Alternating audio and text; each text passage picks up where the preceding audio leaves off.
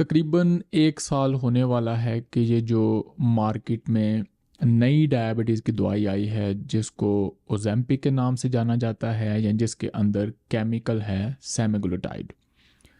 इस दवाई की एक तारीफ़ के बाद दूसरी, इस दवाई का एक फ़ायदे के बाद दूसरा, और मैं जो अपनी क्लिनिकल अपडेट्स के लिए ऐप यूज़ करता हूँ उसका हर दूसरे दिन एक नोटिस आया होता है कि सेमीग्लूटाइड ने ये कर दिया, सेमीग्लूटाइड ने गुर्दे में बेहतरी दिखा दी, सेमीग्लूटाइड ने हार्ट फेलियर को बेहतर कर दिया।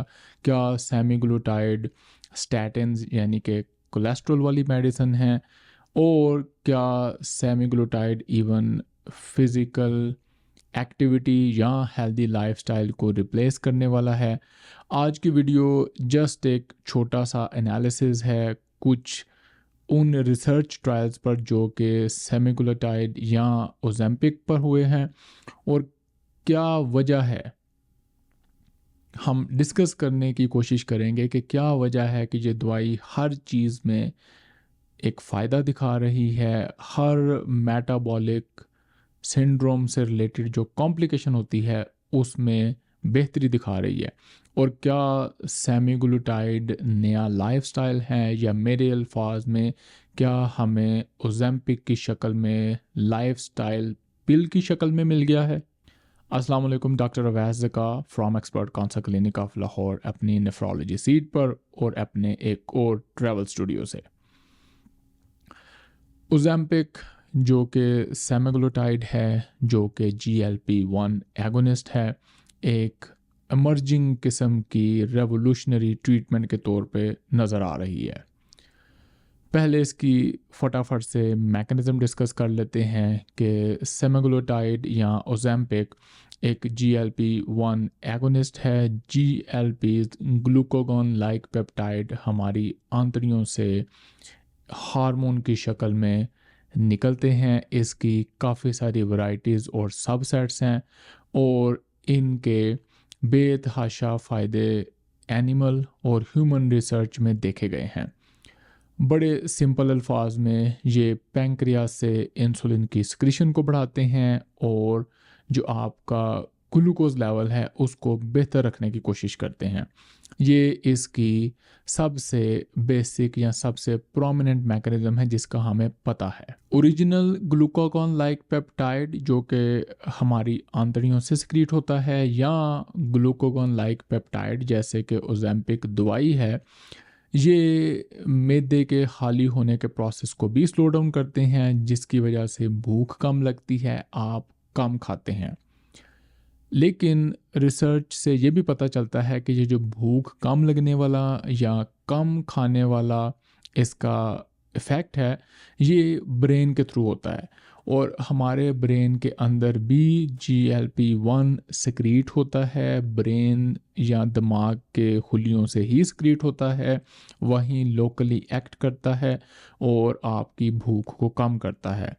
वो मेरे ख़्याल से ये उसी से हम रिलेट कर सकते हैं, जैसे वो कहते नहीं इसकी नज़र में भूख है या इसकी इसकी दिमाग की भूख नहीं ख़त्म होती, तो शायद रियली कोई मैकेनिज़्म होती है कि भूख सिर्फ मैदे से ही नहीं आती, दिमाग से भी आती है और दिमाग से कंट्रोल भी की जा सकती है। चलें, ये तो साइड फ़िलॉसफी हो गई। अब हम वापस आते हैं GLP-1 एगोनिस्ट पे।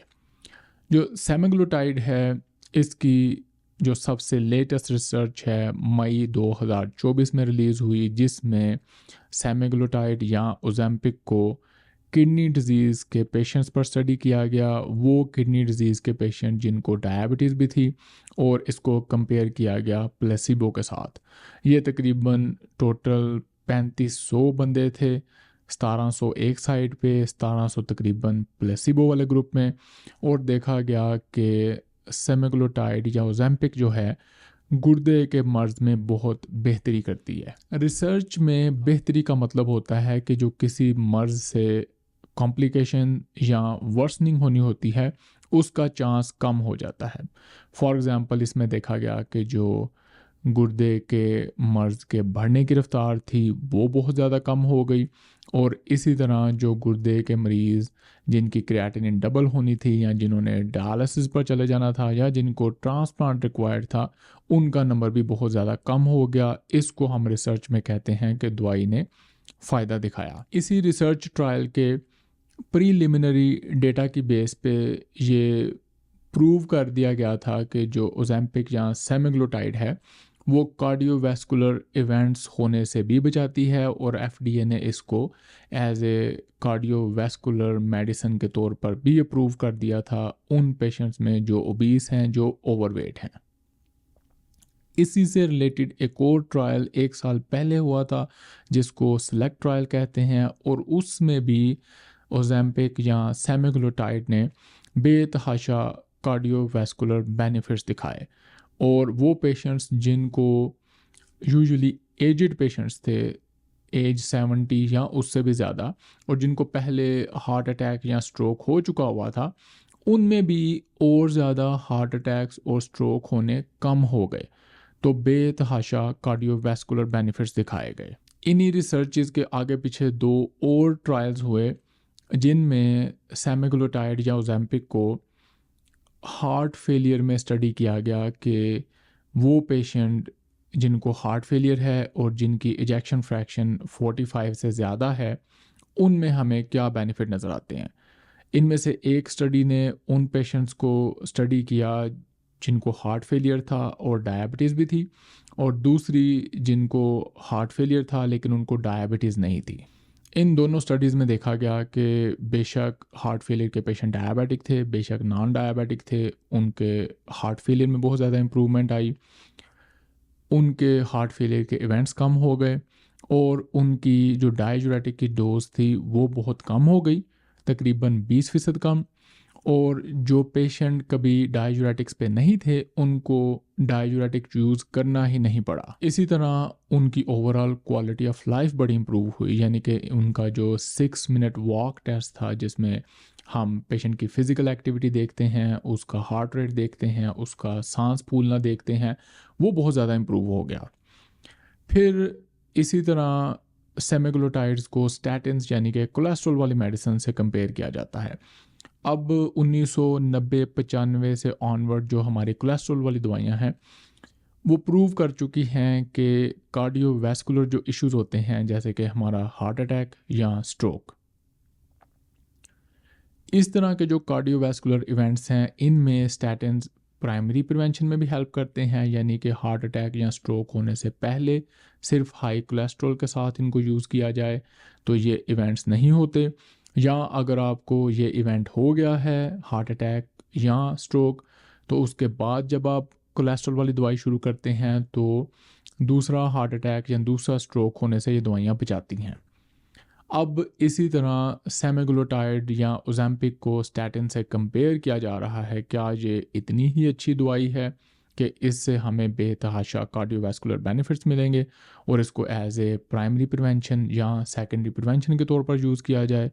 तो बात यहाँ तक पहुँच चुकी है कि सेमाग्लोटाइड सिंपल डायबिटिक मेडिसिन से निकल के एक बहुत ही आला और अरफा किस्म की ट्रीटमेंट के तौर पर सामने आ रही है।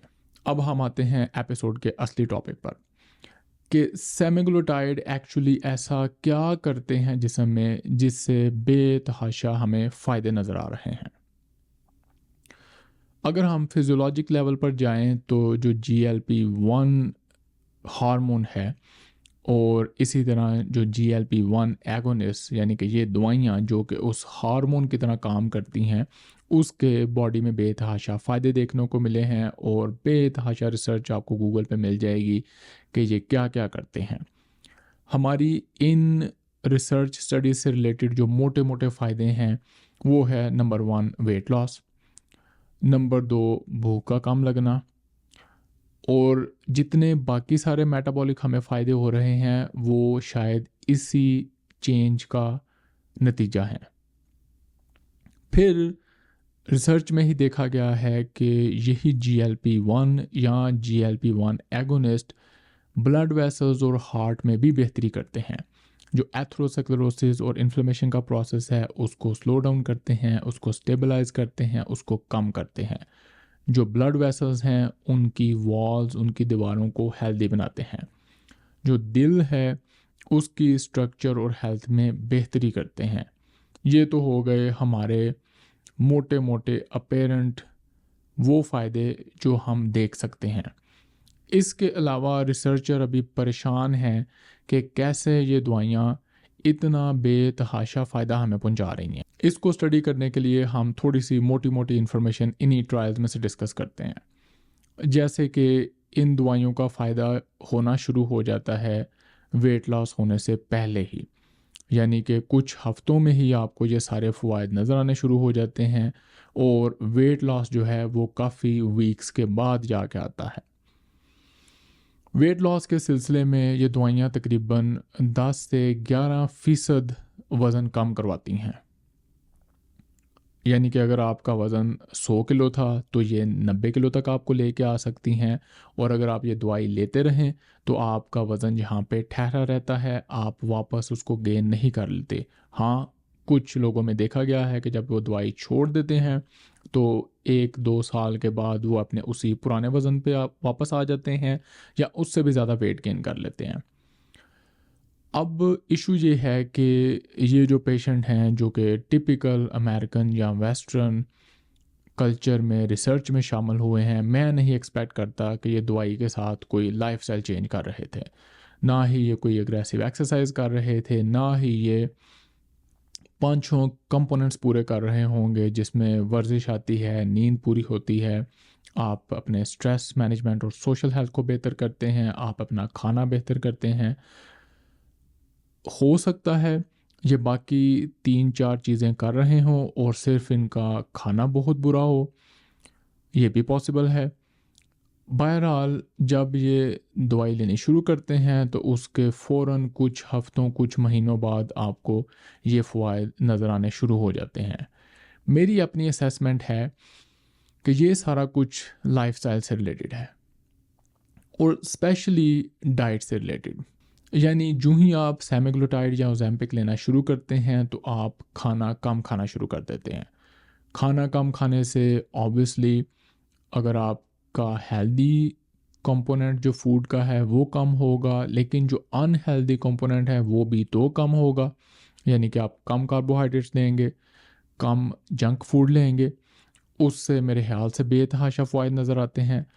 हाँ, अगर आप इसी फूड कम करने को रिप्लेस कर दें हेल्दी फूड के साथ, यानी कि मुनासिब मिकदार में प्रोटीन और बहुत ज़्यादा फाइबर डाइट, तो यही जो GLP-1 एगोनिस्ट है यानी कि सेमाग्लुटाइड, इसी तरह का GLP आप अपना खुद बना सकते हैं हेल्दी डाइट यूज़ करके, अपने गट के जो बैक्टीरिया हैं, अपने आंतड़ियों के जो जरासीम हैं उनको फाइबर फीड करके।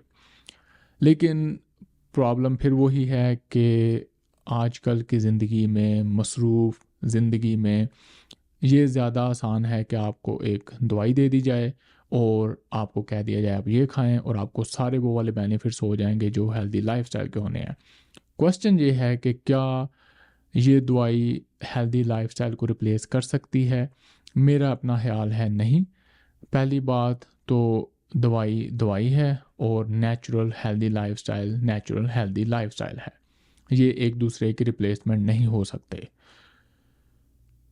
जो मोटिवेटेड लोग हैं, जिनके पास विल पावर है, इंटेलेक्ट यूज़ कर सकते हैं, उनको तो मैं यही रिकमेंड करूँगा कि आप प्रेफरेबली हेल्दी लाइफस्टाइल की तरफ जाएं और जो आपने इस दवाई से अचीव करना है वो अपने हेल्दी लाइफस्टाइल से अचीव करें जिसमें वर्जिश और खुराक का बहुत ही अहम रोल है। हाँ, हम ये दवाई उन पेशेंट्स के लिए यूज़ कर सकते हैं जो बड़े डीमोटिवेटेड हैं और जिनको लगता ही नहीं कि अब वो वापस हेल्दी लाइफ की तरफ जा सकते हैं, वेट लॉस कर सकते हैं। उनको ऐसे लगता है कि जैसे वो बियॉन्ड रिपेयर हैं या बहुत ज़्यादा हदें पार कर चुके हैं।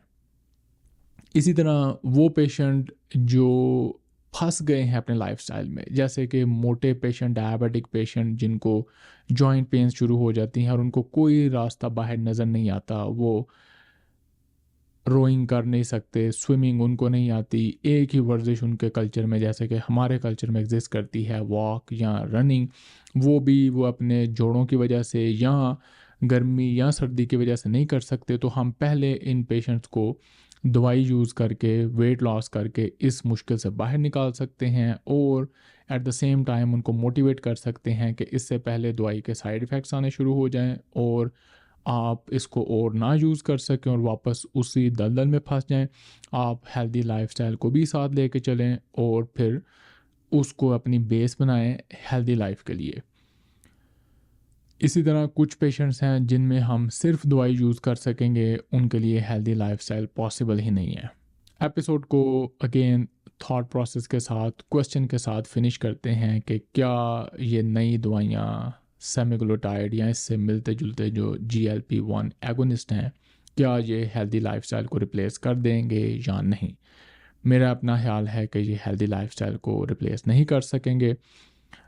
इन दवाइयों को हम बड़ा एफिशिएंटली और बड़ी ही एहतियात के साथ उन पेशेंट में यूज़ कर सकते हैं जो हेल्दी लाइफस्टाइल अडॉप्ट नहीं कर सकते या जो अनहेल्दी लाइफस्टाइल की दलदल में फंस चुके हैं, उन पेशेंट्स को इस दलदल से बाहर निकालने के लिए। जो हेल्दी लाइफस्टाइल के बेनिफिट हैं, जो आप सारी नेचुरल चीज़ें करेंगे, नींद पूरी करेंगे, वर्जिश करेंगे, सोशल हेल्थ अपनी बेहतर करेंगे और अपनी फूड और डाइट बेहतर करेंगे, वो सारी चीज़ें इस अकेली एक दवाई के साथ नहीं हो सकती। अब ये दवाई यके बाद दीगरे इतने ज़्यादा फ़ायदे क्यों दिखा रही है, ये हम वक्त के साथ साथ जांचेंगे, पता करेंगे। मे बी ये जस्ट दवाई की हाइप क्रिएट की जा रही है, मे बी हम ब्लाइंडली सिर्फ पॉजिटिव चीज़ों को देख रहे हैं और हम इग्नोर कर रहे हैं कि कोई चीज़ हम मिस तो नहीं कर रहे। आई डाउट कि इस तरह की कोई बात है, लेकिन फिर भी ये दवाई हेल्दी लाइफस्टाइल की रिप्लेसमेंट नहीं हो सकती। वक्ती तौर पे या मुश्किल केसेस में इसको सप्लीमेंट के तौर पर ज़रूर यूज़ करना चाहिए। आप अपनी ओपिनियन दें, अपना एक्सपीरियंस शेयर करें। आपको ओज़ेम्पिक, सेमाग्लोटाइड या इससे रिलेटेड दवाइयों के बारे में पहले क्या इन्फॉर्मेशन थी, मुझे आपकी ओपिनियन का इंतज़ार रहेगा, क्योंकि ये कोई इन्फॉर्मेशन वाला लेक्चर नहीं था, ये मेरा थाट प्रोसेस था और मैंने आपके साथ शेयर किया। आप अपनी थाट मेरे साथ शेयर करें। मुलाकात होगी अगली वीडियो में। अल्लाह हाफ़िज़।